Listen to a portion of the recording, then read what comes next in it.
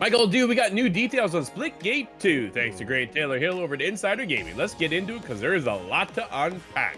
Sitting down with Ian Proulx, we received key insights into ongoing development on Splitgate 2, which is being tweaked at present following a recent playtest. One of our first and most important questions was about the integration of a solid anti-cheat system. It's funny, Michael, because we asked the same thing for the Delta Force team. Funny how that works, right? In a multiplayer competitive game, which is paramount to the success of an FPS title in this day and age. It has been our top priority. A couple years ago, we acquired a anti-cheat company called EQU8. We decided to bring these guys in-house, partly to put more resources into our anti-cheat. You kind of have two options. You can either make an anti-cheat that does a mediocre job of defending against all sorts of games, or you can make an anti-cheat that does a really good job of defending one game. And for us, we only care about one game. As they should. As a third party, that was our focus. That was their focus. They needed to make something that caters to a lot of different clients, but now they're in-house. They only have to cater to Splitgate 2.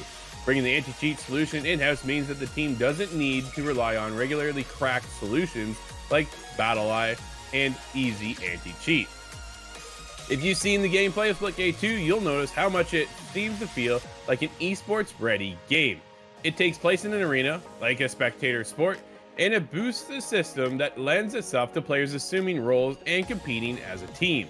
However, talking to Ian Proulx about this, that isn't too high on the team's agenda. This is where I get a little baffled, Michael. Our art style and our lore, this is a sport and not a war. We're not trying to say this is esports. We're not trying to say this is the world of Splitgate 2. It's the sport of the future. If you look at the branding, it's very inspired by Formula 1, NBA, Formula 1, NFL, right? That dude caught me off guard there. NFL, and so on.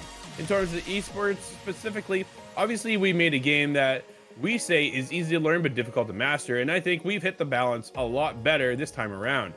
Do I think the game would be a great esport? Absolutely. I'm not really having tons of conversations about that yet. Proulx did admit that if the game is sticky and people enjoy it, then esports will naturally follow. Like, that is the biggest takeaway right there, Michael. Let's break it down right there. Go check out the rest of the article. It's very cool to see what the future looks like. I think Splitgate 2 looks sick. I can't wait to get hands onto it and get in and actually play it myself. I thought Splitgate 1 was a nice surprise and nice twist of what we're so used to as fans of Halo, and then you take in the whole Portal aspect of it too, and you mesh the two together. Thought it was incredible, right? So here we get into this. Let's step it up. I like the fact that they brought an anti-cheat company into their own company and merged them in and say, hey, we need you to focus on us and nobody else. Cool. Let's solve that, because that is top priority, because it is a PvP game and it will die if it gets just hacked with full of cheaters. Now let's talk about the esports side of it. Michael, you're an esports guy through and through, so I'm very curious to see what your take is on this. I think the biggest thing with esports is you've got to let it come naturally, is what they said. There's a ton of games. I'm sure anyone can think of one. The moment that game starts getting balanced around esports, that's when immediately, as a casual like you and I are, I think both of us can admit we'll never go pro in Splitgate 2, the game gets really unfun. It's great to watch. I love esports. I've been there the whole career. I love watching it. But, you know, a game like Overwatch is a great game to me. The moment they kind of hard focused on esports, they made a lot of changes. They introduced the hero bans, all of that. It became really hard as a casual player to stick around, because it always felt like, oh, we're balancing my favorite hero because they're too overpowered in esports, or they're buffing a hero I absolutely hate playing against because they're too underpowered in esports, right? So that's always the tricky balance situation of, and they nailed it, right?